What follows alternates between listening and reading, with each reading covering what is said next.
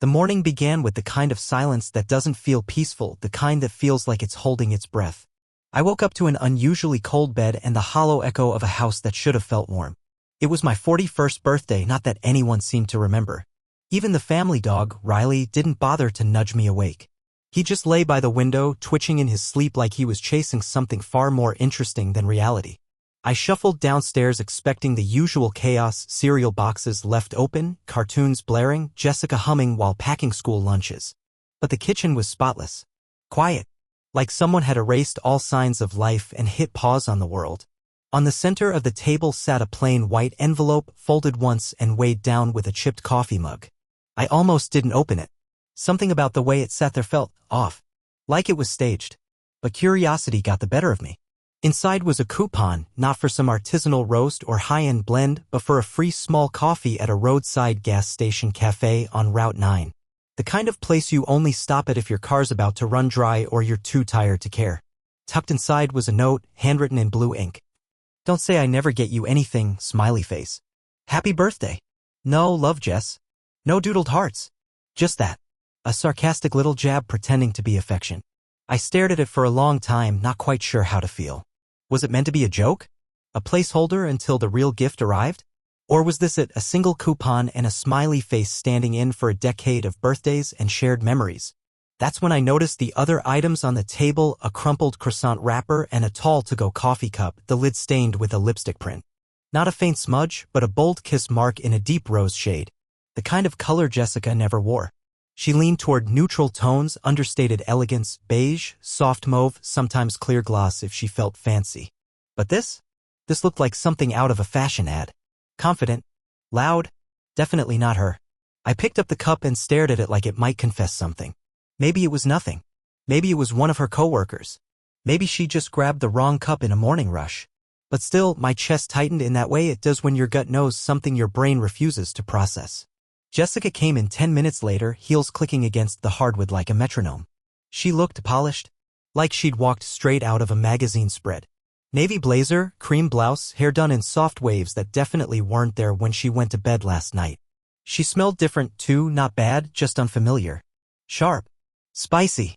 It lingered in the air like a stranger had walked through our front door. "Morning," she said, grabbing a granola bar from the pantry without looking at me. I held up the coffee cup. "Hey, this yours?" She blinked, glanced at the cup, and gave a half shrug. "Must be from yesterday. I think the intern picked up coffee for the team." "Why?" I just nodded, trying not to show anything. "No reason."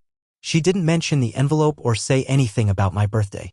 Not even an absent-minded, "Oh, happy birthday, by the way." Nothing. She just checked her phone, muttered something about traffic, and slipped on her heels. "You're heading out early," I said, mostly to test if she'd noticed the weight behind my voice. Jessica paused for a split second, like she had to run a calculation in her head. Then she smiled, the kind of tight-lipped smile people use at office mixers. "Big client pitch today. Wish me luck." "Good luck," I said, my throat dry. She leaned in to kiss my cheek, a gesture that felt strangely rehearsed. Like she knew it was expected but didn't feel it. Then she was gone. Just like that. The click of the door closing behind her felt louder than usual, like it echoed down into my bones. I stood there for a long time, still holding the coupon in one hand and the lipstick-stained cup in the other, feeling like a fool who'd just stepped into the first chapter of a story he didn't want to read. Now, here's the thing: I'm not a suspicious guy. At least, I didn't used to be. I believed in giving space, in trusting people to be who they said they were. Jessica and I weren't perfect, but we had history. Kids. Mortgage payments. 1,000 shared inside jokes. I didn't go through her phone, didn't question her every move. But something about this, the silence, the note, the lipstick, it all felt like evidence. Not proof, exactly.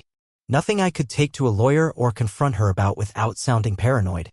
But it was a detail out of place in a house that used to feel like mine. A single breadcrumb from a trail I hadn't realized I was supposed to follow. I looked down at the coffee coupon again. "Happy birthday," it said without saying it. A gesture so small, so hollow, it felt like mockery. Like a joke with me as the punchline. I wanted to believe it meant nothing. That maybe she'd just forgotten. That maybe the coffee cup was hers and the lipstick was some weird new look I hadn't noticed yet. That maybe the distance I'd been feeling was just the product of busy schedules, parenthood, the slow drift that happens when you stop trying and start surviving. But deep down, I knew better. Because when you've lived with someone long enough, you learn the small things that don't lie. The way their perfume lingers differently when they hug someone else. The pauses in conversation that weren't there before. The absence of guilt when it should be sitting in the room like a guest no one invited. I cleaned up the table mechanically, tossing the wrapper and the cup, but I kept the coupon. I don't know why. Maybe part of me wanted a souvenir from the exact moment everything began to unravel. Or maybe I knew, on some instinctive level, that this was going to matter later. I slipped it into the junk drawer with the old batteries and dried-out pens. Out of sight, but not out of mind. The rest of the day passed like a shadow, uneventful, but with tension running just beneath the surface. I worked from home, answered emails, made lunch, picked up the kids from school. Routine stuff, but every time I thought about that note, that cup, and the lipstick, I felt something shift inside me. Not rage, not sadness, just a quiet clarity. Like the static had cleared and now I could hear the whisper of something coming. Something I hadn't asked for. That night when Jessica came home late, again. She said something about drinks with the client, smiled like everything was normal, and kissed the top of my head while scrolling through her phone. I asked how the pitch went. She said it went well, that they loved her, that they were talking next steps. She didn't ask how my day was. Didn't ask if I'd done anything for my birthday. Didn't even notice that I'd left the dinner table early and spent most of the night alone on the porch. And maybe that was the clearest sign of all. Not the lipstick, not the coffee, not even the note. It was her silence. Her effortless, easy, casual silence. The kind that says, "I've already left. I'm just waiting for you to notice." The lipstick wasn't the first sign. It was just the first one I couldn't ignore. The truth is, the signs had been piling up like mail on a porch no one bothers to check. For months, maybe longer, things had been different. Not explosive. Not dramatic. Just off. Like a familiar song played in a slightly different key. You recognize it, but something in the rhythm doesn't sit right. I used to tell myself we were just busy. Work, the kids, aging parents, soccer practices, bills. Life had a way of stretching us thin. But now, standing on the edge of it all, I started to see the outlines of a different picture, one I hadn't wanted to face. It started last summer. Jessica got offered a new position at a venture capital firm in Charleston. She was excited, genuinely. Said it was a big step for her. Said it would mean more travel, more responsibility. She'd finally be in the room, as she put it. And I believed her. I was proud even. I told her to go for it. Told her we'd figure out the logistics. She promised it wouldn't change anything. But it did. She started traveling, first a couple of days at a time, then whole weekends. Her phone was always on silent during dinner. Her attention splintered. Conversations turned shallow, like she was halfway somewhere else. She laughed more, but not with us. With her phone. A text she wouldn't show me. One time, Max, our son, asked her to help him rehearse his lines for the school play. She smiled and said, "Of course," then left for a networking dinner and didn't come back until after midnight. Another night, Casey had her violin recital. Jessica had RSVP'd and everything, but when we looked up from the stage, her seat was empty. Later she said she was stuck on a client call that ran long. She apologized. She always apologized. But the apologies started sounding the same. Rehearsed. Clean. Like the note on the coffee coupon. Words meant to end the conversation, not mend it. There was this one morning I can't shake. A few weeks back. I came downstairs and found her in the living room, sitting in the dark. Her heels were on, coat folded neatly beside her, just staring out the window. It was barely 6 a.m. "You okay?" I asked. She jumped like I'd startled her. Smiled too quickly. "Yeah," she said. "Just couldn't sleep. Thought I'd get an early start." I offered to make coffee. She declined. That's it. That's the whole memory. Nothing happened. But something felt like it had. And now it plays on a loop in my head. Louder than anything else. Then there was the perfume. She used to wear this soft, citrusy scent. Something light. Familiar. But lately, she smelled like something else. Sharper. Bolder. I asked her about it once. She said it was a sample from a coworker. Not sure I like it, she said, brushing it off. But she kept wearing it. Every time she came back from a trip, she went straight to the shower. That used to be my habit, washing the road off, so to speak. Now it was hers. I teased her about it once. You make it sound like Charleston's contagious, I joked. She didn't laugh. She just said, I like feeling fresh, and closed the bathroom door. Her photos changed too. Jessica used to love documenting the little stuff: Sunday pancakes, dog walks, the kids making faces with whipped cream on their noses. But that stopped. Instead, I'd see photos from company events, her at rooftop parties, hotel lounges, dressed in outfits I hadn't seen before. Always perfectly posed. Always alone in the sh*t, or with a group of people I didn't know. She never tagged me anymore. She used to send texts like, "Miss you already, black heart," or "Bring home ice cream," or "Guess what Max just said, OMG," face with tears of joy. But lately, the texts were functional, sterile. Landed. Running late. Can you pick up Casey? I know what people might think. That maybe I was part of the problem. That maybe I stopped showing up too. That I didn't say the right things or make her feel special. And yeah, I've thought about that. I've run every conversation back in my head, looking for where it started to fall apart. But here's the thing, I was still here. Still making pancakes on Sundays. Still helping with homework, showing up at events, running out at 9 p.m. because Casey forgot poster board for her science project. I was present. She was elsewhere. And now, looking back, I can't believe I didn't see it sooner. Or maybe I did. Maybe I saw it all along and just didn't want to believe it. Because believing it meant admitting that the person I loved, the woman I built my life with, might be living another life entirely. That night, after she went to bed early to get some rest, I sat alone in the kitchen, staring at the flicker of the refrigerator light every time I opened and closed the door, pretending to look for something. I wasn't hungry. I just couldn't stand the silence. Eventually, I found myself scrolling back through our texts all the way to 2020. Before the new job. Before Charleston. Back when her messages were still full of inside jokes and dumb memes and "don't forget to bring milk" notes that ended with a heart. There was this one message from a few years ago, Valentine's Day. She'd sent me a photo of her in this ridiculous fuzzy red robe I got her as a gag gift, with the caption, "Still the best thing you've ever bought me. Come home already. I miss your stupid face." I stared at that message for a long time, like it belonged to someone else.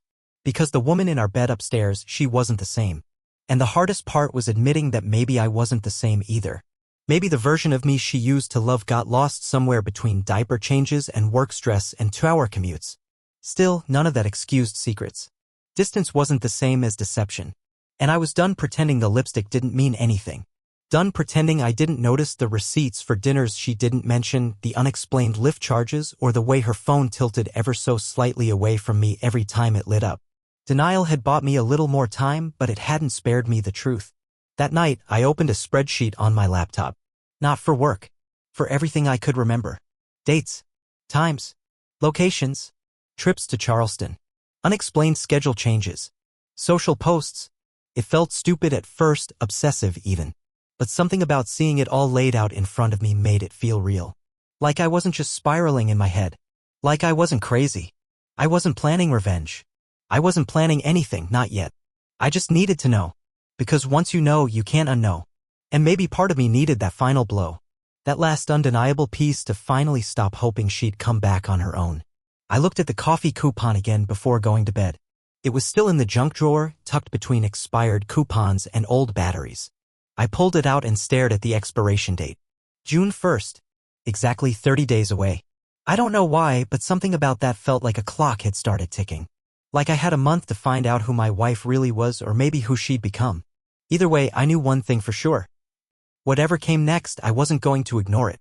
Not anymore. When the truth finally came, it didn't arrive with fireworks or dramatic music.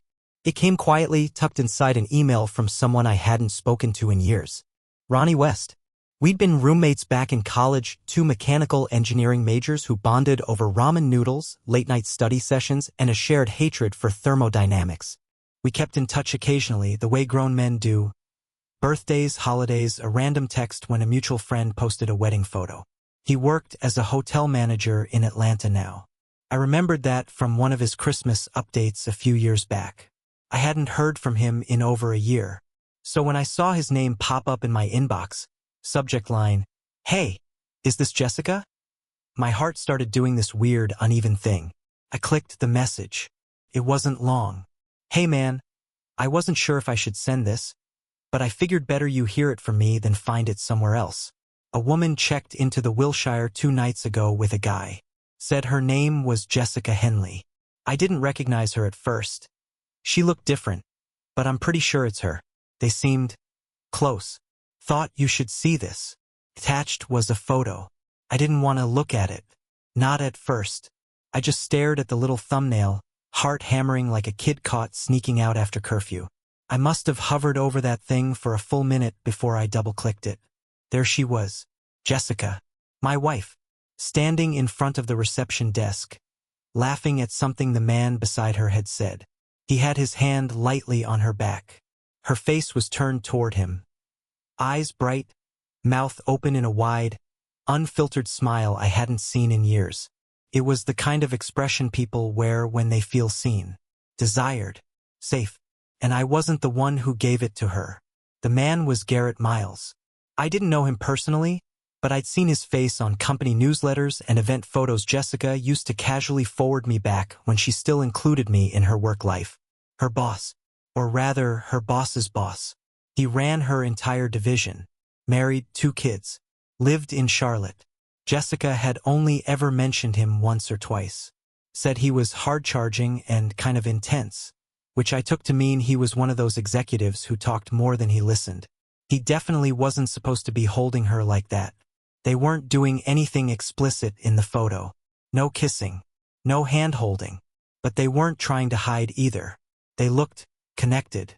The way you do when you're not afraid of being seen because you think no one who matters is watching. But I was watching now. I sat at the kitchen table long after I'd finished reading the email, the photo still open on the screen. I didn't cry, didn't scream, didn't throw anything. There was a strange stillness inside me. Not numbness exactly, just clarity. I wasn't wrong. I hadn't been paranoid. And I wasn't crazy. Something inside me hardened, like steel cooling after a forge. I wasn't going to beg. I wasn't going to grovel or shout or tear apart our house looking for clues. I was going to do what I do best. I was going to engineer a solution. I opened a new document on my laptop, started compiling everything, every trip, every date, every anomaly in our bank statements and her calendar. I compared flights, hotel stays, corporate events. She hadn't even been careful, not really, just confident I wouldn't look. And to be fair, I hadn't. I looked up Garrett Miles.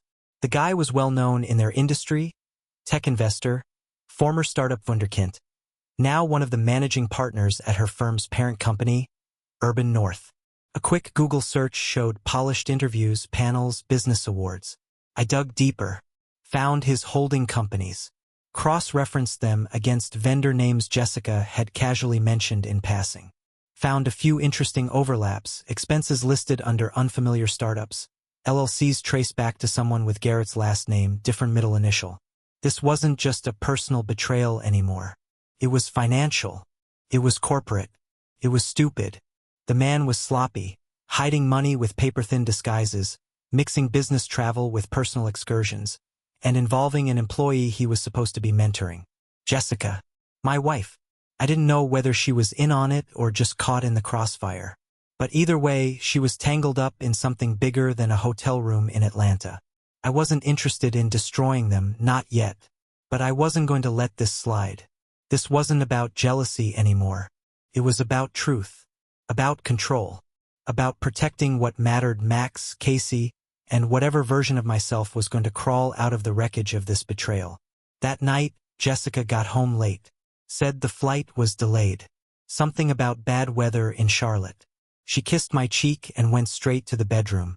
I followed her with my eyes, watching how effortlessly she slid back into routine. She didn't know I knew. And that gave me time.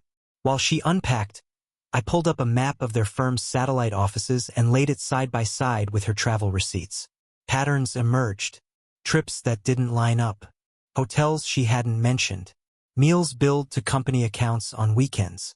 Piece by piece, I built a case. Not just against her, but against the narrative she'd constructed. The one where she was always busy, always working, always exhausted from climbing the ladder. That ladder had led her somewhere else entirely. At one point, she came back downstairs in her robe, holding a mug of tea. "You okay?" she asked, cocking her head slightly. "You look tired."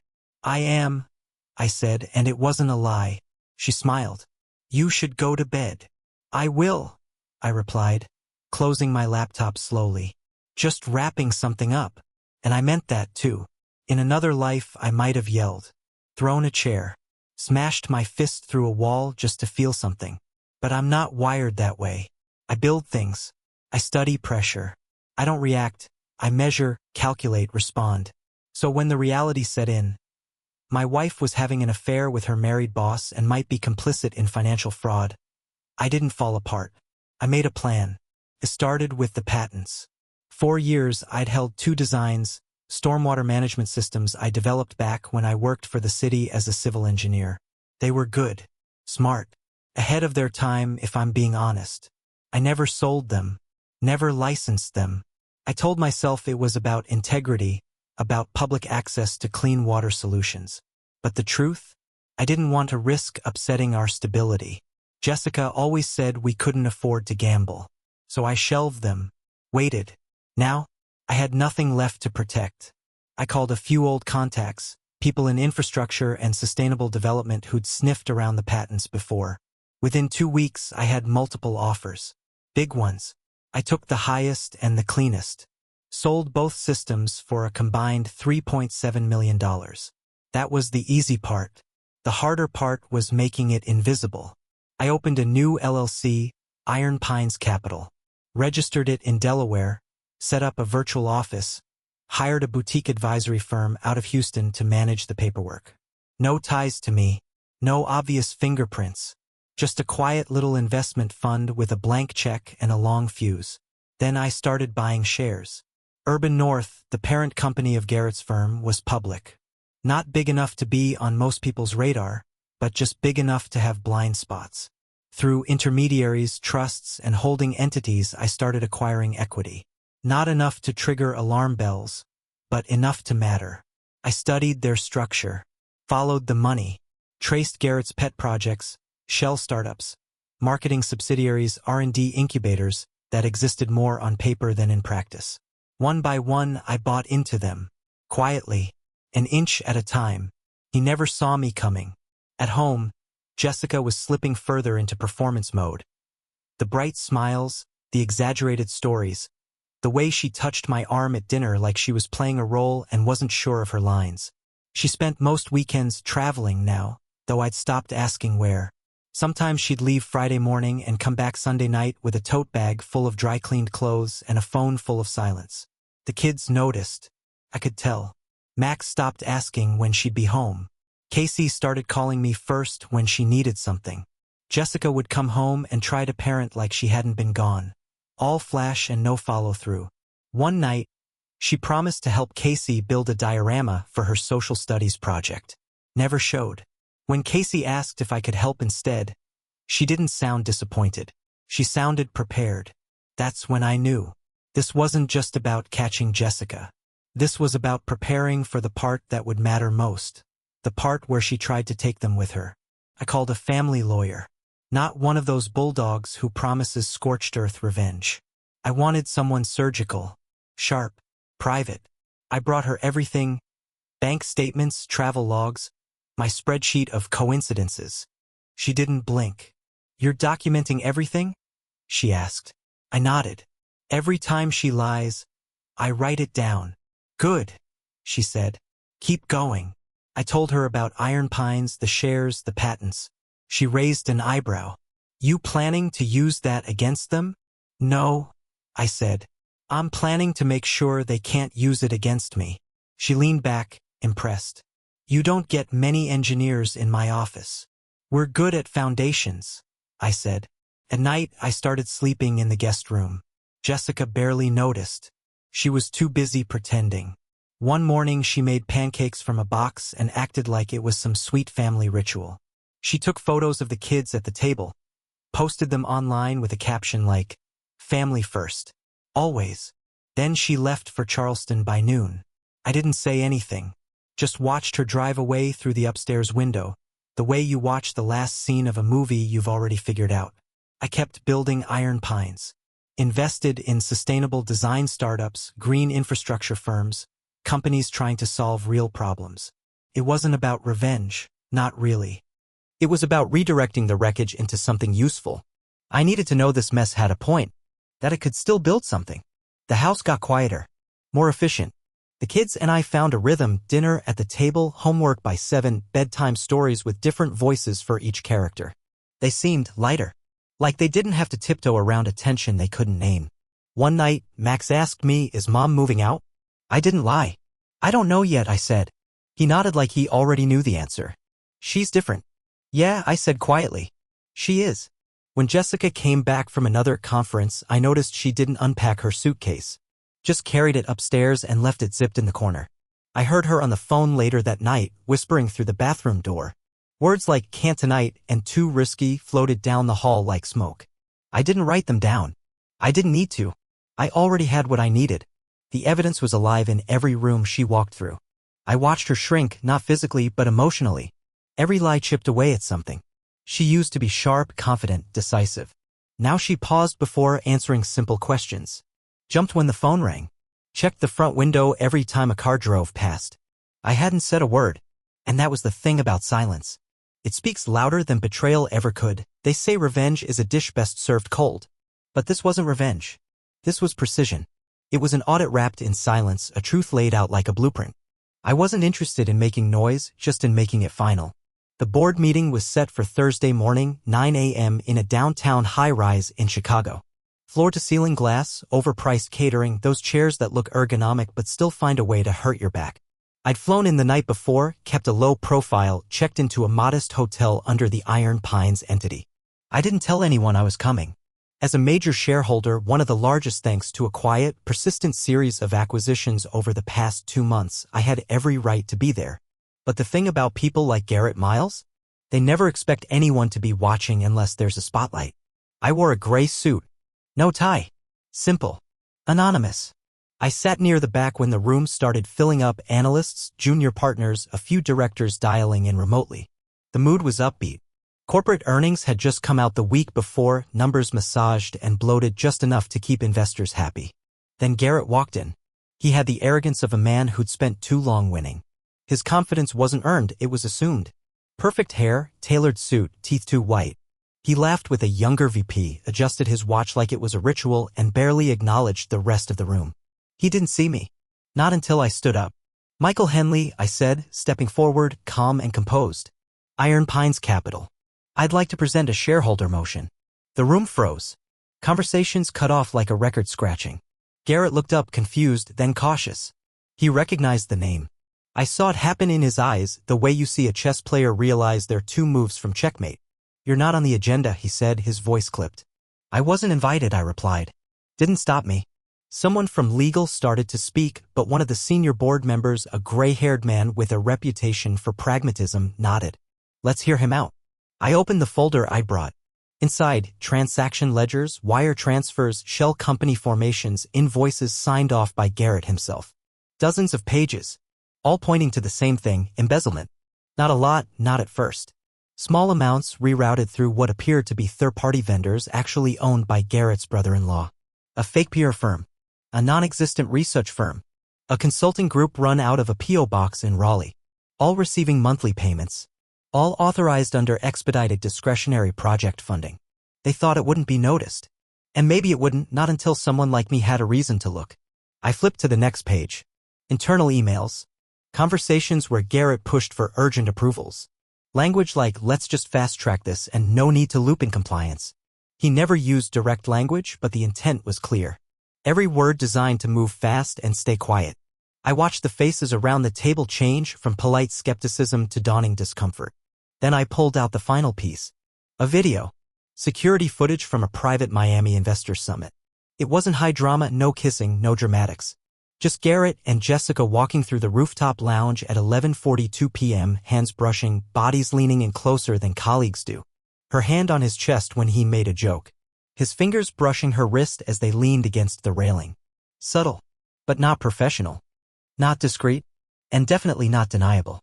This is your head of venture operations, I said quietly, involved with the managing partner of your parent company at an event where they were supposedly representing your brand. No one spoke. I didn't gloat. Didn't shout. I just stood there, steady, calm, and unshakable. I wasn't a scorned husband. I was a shareholder. A concerned one. And I had come prepared. The vote wasn't even close. Garrett was suspended pending internal investigation. An independent audit committee was formed. Legal counsel was summoned before the meeting had even ended. I watched it all unfold without a single twitch in my face. Jessica's name came up briefly. Someone asked whether she should be included in the review. Garrett's lawyer tried to argue that it was irrelevant, personal. But the board disagreed. She wasn't just collateral damage anymore. She was now a liability. I walked out of that room and into the quiet corridor, the sounds of stunned conversation murmuring behind me. My phone buzzed in my pocket. Jessica. I didn't answer. I didn't even look at the message right away. I just stood there by the window, staring out over the Chicago skyline, watching planes move through the sky like pieces on a slow-moving board. When I finally checked, her message was short. I saw the news. Can we please talk? I stared at it for a long time, thumb hovering over the screen. And then I locked the phone, slid it into my jacket, and kept walking. There was nothing to talk about. The truth was already out.